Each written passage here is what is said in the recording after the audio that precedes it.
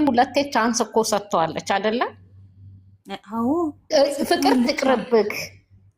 ለአንተ ፍቅር ያላት ሄርሜላ ናት፣ የምታስብልህ የምትጨነቅልህ ሄርሜላ ናት ብላ ከአንዴም ሁለቴ ብለዋለች።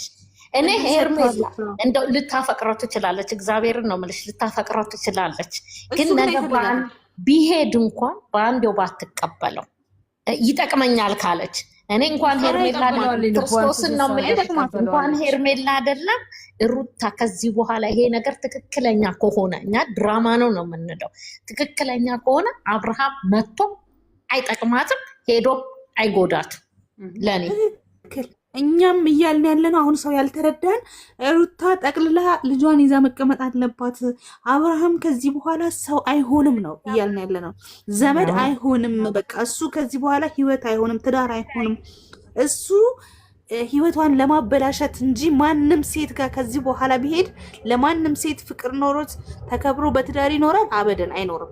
ምክንያቱም እሱ በቀል ነው የያዘው። የእሱ ጥፋት ሳይሆን የታየው የሩታ ጥፋት ነው። ሩታ እንደበደለችው ነው የሚያስበው።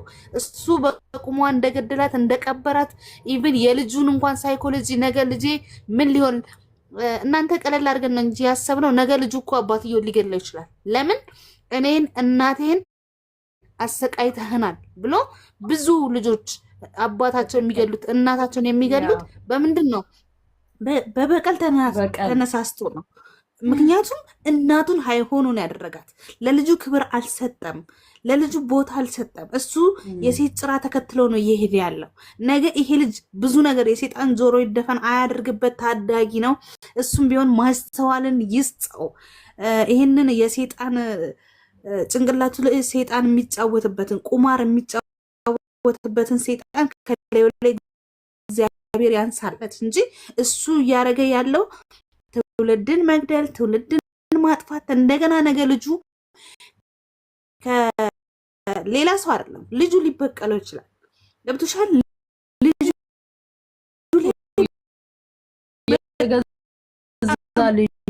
የገዛ ልጁ ከእርግዝና ጀምሮ ምን ያህል ዋጋ እንደከፈለች ሲያቅና በቃ እናቱ ላይ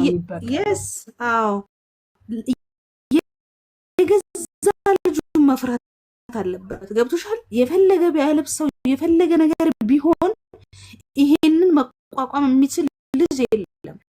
የአሁኑ ልጅ በጣም ከባድ ናቸው። ሳያድጉ ነው የሚያድጉት። አይምሯቸው በጣም ሀይ ነው። ይሄንን መቋቋም ነገ ጓደኞች ይኖሩታል፣ ነገ ፍቅረኛ ትኖረዋለች፣ ነገ ጓደኞች፣ ፍሬንዶች በትምህርት ቤት ያንተ አባት እኮ ይሄ ነው። ይሄን የሚቋቋም ልጅ የለም። የዘመኑ ልጅ በጣም ከባድ ነው። ሊሞራቸው በጣም ከባድ ነው። እኛ የምናስበው ሴት ትበቀለ እዛም አይደለም። እኔ የምፈራለት ለልጁ ነው።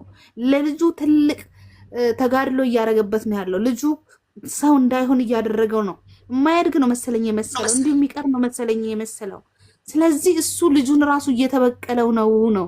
እኔ ልጁን ራሱ አባቴ ፈልጎኛል ወይ እስከ ማለት ድረስ ይደርሳል። ፍትሃዊ ብትለው ይገርመዋል እንዴ! አንዳንዷ ሴት እኮ አንገት ቆርጣ ትሄዳለች እኮ። የብዙ ወንዶች ብልት ተቆርጧል እኮ። የብዙ አባቶች ነፍስ አልፏል እኮ። ለምን ገና ባልሆነ በጥርጣሬ እንኳን ብዙ እናቶች ባሎቻቸውን ገለው ቀብረዋል እኮ።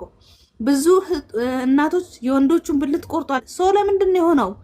ይሄንን መቋቋም የምትችል ሴት የለችም። እኔስ ብሆን የሚለውን ነገር ነው ማሰብ ያለብን። እሱ እንደዚህ ቅልል አድርጎ ያቀለለው ነገር ነገ በህይወቱ ላይ ለእሱም ብቻ ሳይሆን ለእህት ለወንድሞቹ ትልቅ በቀል ሊመጣ ይችላል። ይሄ ልጅ ነገ ያድጋል እኮ። አመት አይደለም የሚፈጅበት፣ ወንድ ልጅ ነው። አመታት አይደለም የሚጠብቀው። ብቅ ካለ ለሱ ዋጋ ያስከፍለዋል። ይሄንን ግን ማሰብ አቅቶታል።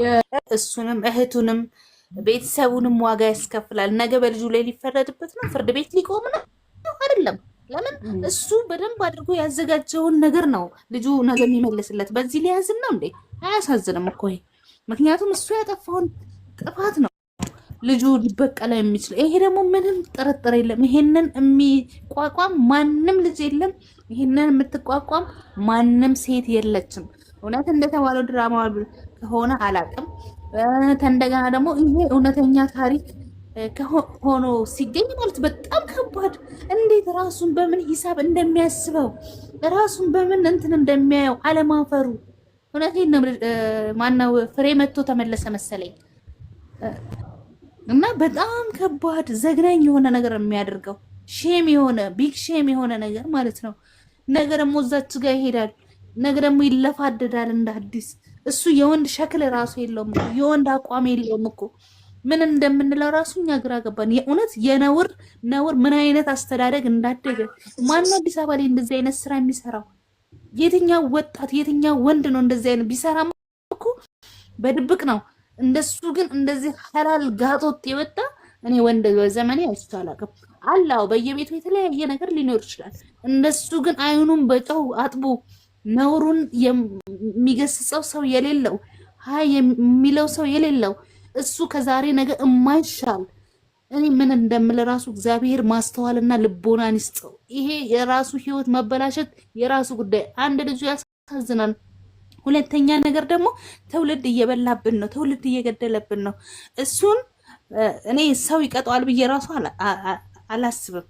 ሊቀጣው የሚገባው ፈጣሪ ነው። የእውነት ነው። መፍራት ያለበት እኮ እግዚአብሔር ነው። ህሊና አለን፣ ፈጣሪ አለን። ትውልድን እየገደለ ነው። እሱ ጀግና ሊባል የሚችል ወንድ አይደለም።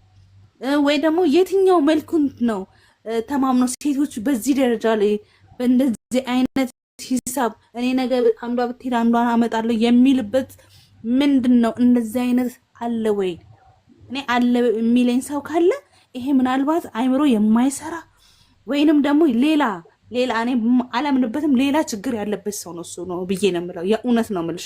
ዝም ብሎ እንደዚህ እንዴ ሩታ ከዚህ በኋላ ጭራሽ ይሄ ሰው ዘመድ አይሆናትም። እኔ ስሙን አይደለም እሱ የረገጠበትን ባትረት ሁላችንም እንደ ሴት ስሜታችን ነው የሚቀጣው። በዚህ ሁኔታ ነው። ልጅቷ ወለደች እንጂ እጇ አልተቆረጠ፣ እግሯ አልተቆረጠ፣ ምንም የሆነችው ነገር የለም። በቃት፣ ይበቃታል። በዚህ ደረጃ ይህንን ውሻ እየተከተለች መሄድ አይገባት። ማን ስለሆነ ሩታ እኮ ለሱ ዳይመንድ እንጂ ሴት ብቻ አይደለችም። እሷ ለሱ ትበዛበታለች እንጂ አታንስበትም። የፈለገች ሴት ጋር ይሂድ፣ ነገም እሱን ቀምሷ ይመጣል። በጣም ሞታ ተበልጠዋለች። ትናንትና እሱ ማን ነው? እኛ እናውቀዋለን እኮ። ምንድን ነው? እኛ እናውቀዋለን እኮ። እኛ ለንግግራችንን እዚህ ጋር የምንናገረው ባለጌ መሆን ፈልገን ወይ ባለጌ ሆነን አይደለም። ባለጌ እንድንሆን ስለሚገፋን ነው። እሱ ሴጣንን ራሱ ያስቀናል። አጀንዳ ይዞ ሴጣን ከሱ ነው የሚወስደው። እያንዳንዱን ኮፒ የሚያደርገው ከሱ ነው። አጀንዳ የሚወስደው ሴጣን ከሱ ነው እንጂ እንደዚህ አይነት ወጣት የለም። የአዲስ አበባ ተወላጅ እንደሆነ በጣም ሼማም ለራሱ መኖር እንኳን የሚያቅተው እንኳን እንደዚህ አይነት ነውር ሊሰራ የአዲስ አበባ ልጅ በጣም ነውር የሚፈሩ ለራሳቸው ህይወት እንኳን ለማደግ ሼም የሚይዛቸው ናቸው። በዚህ ደረጃ አይን አውጣ አይደሉ። እንግዲህ ዱርዬ የሚባለው የአዲስ አበባ ልጅ ነው አይደለ? በጣም ስርዓት የሚያውቁ በጣም ስለ ሰው ህይወት የሚጨነቁ ለሴት ልጅ ክብር ያላቸው ጉዳት ቢመጣ ራሳቸው መስዋዕትነት የሚያደርጉ እንጂ ሴትን ልጅ በዚህ ልክ ለእናታቸው ለእህታቸው የሚሞቱ እንጂ ሴትን ልጅ እንደዚህ እንደበጋጋር የሚያርዱ አይደሉም። እሱ ግን ከየት ራሱ እንደወጣ ምን አይነት አስተዳደግ ምን አይነት ነውረኛ እንደሆነ እንደገና እህቱ ራሱ የምትናገረው ፊቷን ኮሶ አድርጋ እሷ ሴት አይደለች እንደ የወለደችው ሴት አይደለች? እናታቸው ሴት አይደለች? የእሷ ትዳር ከፈረሰ የእሷ ቤት ከፈረሰ የወንድሟን ቤት መፍረስ አለበት? የወንድሟ ህይወት የወንድሟ ልጅ አላባት ማደግ አለበት? የለበትም። እግዚአብሔር ስለዚህ ትዳር ይጠይቃታል። ይህንን ፊቷን ጨለማ አድርጋ የነጭ ጥቁር የወንድሟ ልጅ አላባት ማደግ አለበት?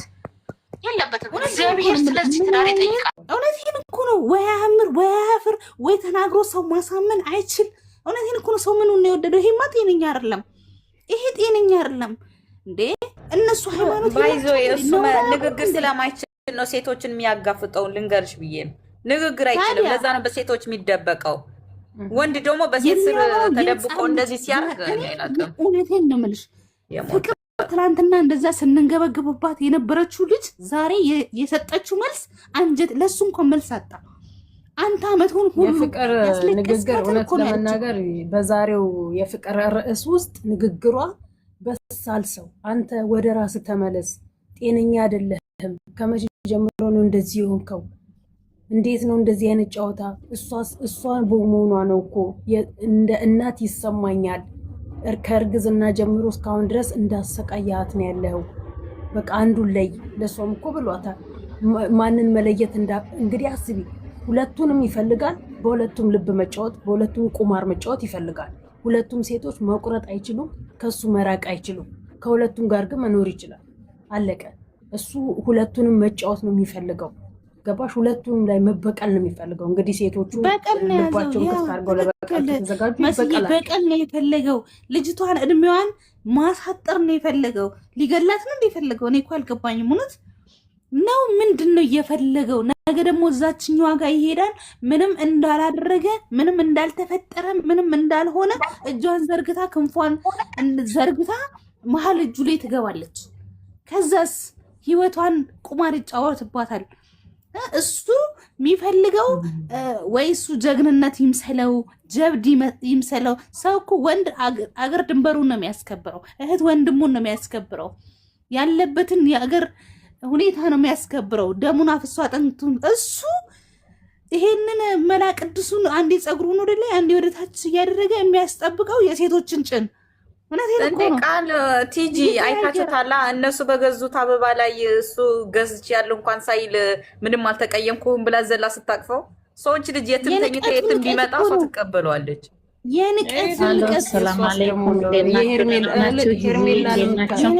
ሄርሜላን የምትደግፏት ሄርሜላ ምከሯት። እግዚአብሔር ይመስገን ሰላም ነው።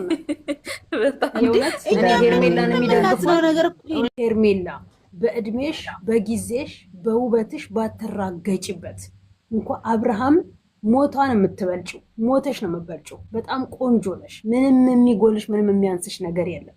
ግን ይሄ ለሃጫም ሲሄድ እየተከተልሽ ሲመጣ እያለቀሽ እንደ እባብ የምትጠመጠሚበት አስነክቶሽ ከሆነ ተናገሪ። ከዛ በዘለለ ግን ሄርሜላ ለአብርሃም የምትገባ ሴትም አይደለችም፣ የምትገባ ሴትም አይደለችም። የመጀመሪያዋም አይደለም የመጨረሻዋም ሊሆን አይችልም። ሴት ናት። ህይወት ይቀጥላል። ህይወት ቆማ አትቀርም። እንደ እቃ ቆመሽ እንዳቀሪ። ልጅ አልወለድኩም ብለሻል። ልጅ ካልወለድሽ በእድሜሽ ተጫወችበት፣ በእድሜሽ ላይፍሽን ይበት። ይሄንን እሱ አንዴ ሴት አንዴ ወንድ እየሆነ 30 ጉንጭ እያረፈበት 30 ጭን እየተቀመጠበት እየመጣ ላንቺ አይጠቅምሽም። ቁጭ ብለሽ ጊዜሽን አታባክኝ። መውጣት ካለብሽ ውጪ፣ ወደዛ ራስሽን ሪላክስ አድርጊና ኑሪ። ከተማዋ ወላድ በድባብ ትይዝ። ቆንጆ ቆንጆ ውብ የሆኑ ከተማ ውስጥ ወንዶች አሉ። ከተማ ውስጥ እየኖርሽ አይደለም፣ ገጠርሽን ትተሽመተሽ ከተማ ኖርሽ። ውበታችሁን ወይ በአግባቡ አልተጠቀማችሁበት፣ ወይ ጥሩ ነገር አልሰራችሁበት። እንደ እንትን አንቺም ማርታንም ተመልከቷል።